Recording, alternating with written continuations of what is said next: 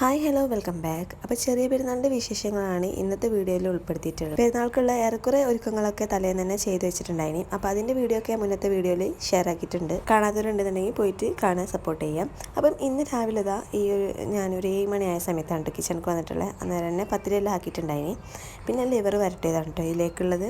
ഇവിടെ പെരുന്നാളിൻ്റെ അന്ന് രാവിലെ നാസ്തക്ക് കട്ടിപ്പത്തിരിയാണ് കേട്ടോ ആക്കുക.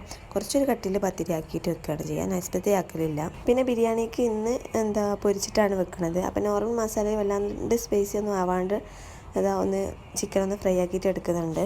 പിന്നെ ഇന്നലെ നൈറ്റ് തന്നെ ബീഫ് വരട്ടിയിട്ട് വെച്ചിട്ടുണ്ടായിനി. അപ്പോൾ ഇതൊക്കെ ചൂടാക്കിയിട്ട് അവിടെ സെറ്റാക്കി വെച്ചത് കേട്ടോ. അപ്പോൾ സമയം 7:15 ആയിട്ടുണ്ടായിനി. അപ്പോൾ അന്നുവിന് വേഗം ഉണർത്താണ്.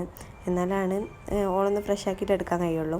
ഓൾ എണീക്കാതെ ഞാൻ എണീപ്പിച്ച കാരണം തന്നെ ഓൾക്ക് ഭയങ്കര കരച്ചിലുണ്ടാകും. പിന്നെ മക്കൾ ഓരോരുത്തരായിട്ട് ഇങ്ങനെ കീഞ്ഞ് വരുന്നുണ്ട്. ഇവരെല്ലാം കുളിച്ചിട്ട് ഡ്രസ്സെല്ലാം മാറിയിട്ട് വരുന്നതാണ് കേട്ടോ.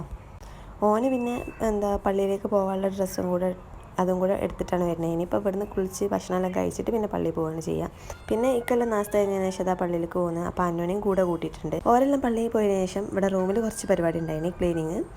അപ്പം ഞാൻ ബെഡെല്ലാം ഒന്ന് സെറ്റാക്കിയിട്ട് എടുക്കുകയാണ്. ആകെ അലമ്പാക്കിയിട്ടായിരുന്നു. ഇതിൻ്റെ ഇടയിൽ എനിക്ക് കാലും കൈയെല്ലാം ഭയങ്കര കടിച്ചിലായപ്പോൾ ഞാൻ കുറച്ച് സമയം റെസ്റ്റ് എടുത്ത്. പിന്നെയാണ് അന്നുവെല്ലാം വന്നത്.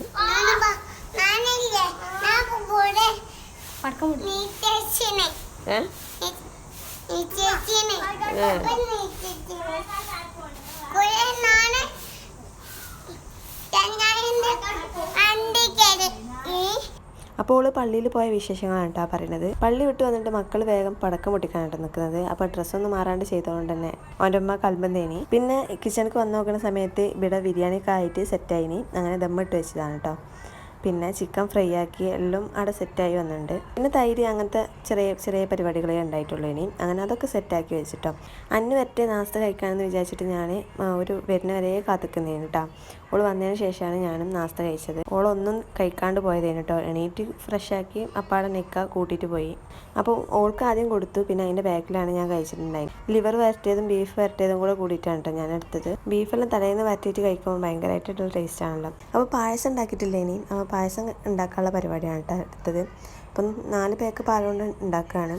അപ്പം പാലെല്ലാം ഈ ഒരു ചെമ്പിലേക്ക് ഒഴിച്ചിട്ട് വെക്കുന്നുണ്ട്, ഒരു ചെമ്പട്ടിലേക്ക്. എന്നിട്ട് ഞാൻ ഉണ്ടാക്കൽ തുടങ്ങിയത്. പായസമെല്ലാം ആടെ ആക്കിക്കൊണ്ട് വെക്കുന്നുണ്ട്. അപ്പം ഇപ്പുറത്തെ സൈഡിൽ ദമ്മെല്ലാം പൊട്ടിച്ചിട്ട് ബിരിയാണി സെറ്റാക്കിയിട്ട് എടുക്കുകയാണ്. അപ്പം മസാലയും ഇതെല്ലാം വേറെ ആക്കിയിട്ട് തന്നെ എടുക്കുകയാണ്. ചില ആൾക്കാരും ഇത് ഒന്നായിട്ട് മിക്സ് ചെയ്യലുണ്ട്. പിന്നെ ഇന്നിവിടെ അങ്ങനെയാണ് കേട്ടോ ചെയ്യുന്നത്. സത്യം പറഞ്ഞാൽ ഇന്ന് എല്ലാതും ആവാനൊന്ന് ലേറ്റായിരുന്നു കേട്ടോ. അല്ലെങ്കിൽ നമ്മൾ ആണുങ്ങൾ പള്ളിയിൽ നിന്ന് വരുന്നതിന് മുന്നേ തന്നെ ഞങ്ങൾ കുളിച്ച് നല്ല രീതിയിൽ ഫ്രഷ് ആയിട്ട് നിൽക്കലുണ്ട്.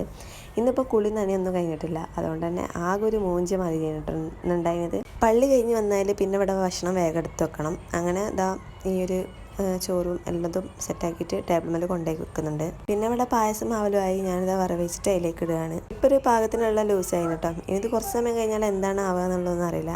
ഇനി ചിലപ്പോൾ നല്ലോണം തിക്കായിട്ട് വരും. പിന്നെ എല്ലാവരും ഫുഡ് കഴിക്കുന്നത്. അപ്പം അതിൻ്റെ ഇടയിൽ മക്കളെല്ലാം വല്ലാണ്ടൊന്നും കഴിക്കണമെന്നില്ല. എന്നാലും അന്നെല്ലാം ഇതുപോലെ കോയിൻ്റെ കാലെല്ലാം പിടിച്ചിട്ട് വെറുതെ ഒരു ഷോ കളിക്കുന്നുണ്ട്.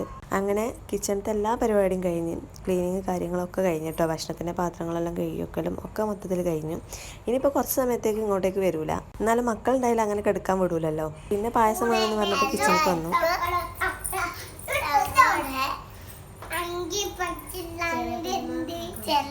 ചെറിയ പെണ്ണാണ്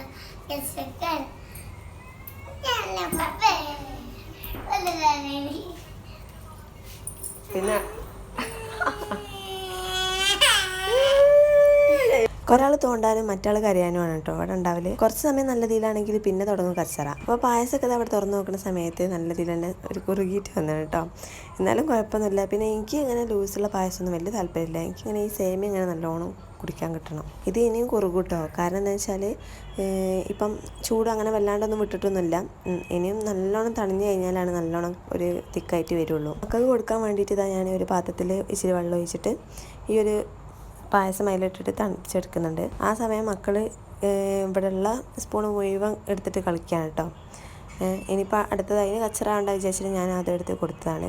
പിന്നെ ഓരോരുത്തർക്ക് ഇച്ചിരി പായസം ഞാൻ എടുത്തിട്ട് ഒഴിച്ചു കൊടുക്കുന്നുണ്ട്.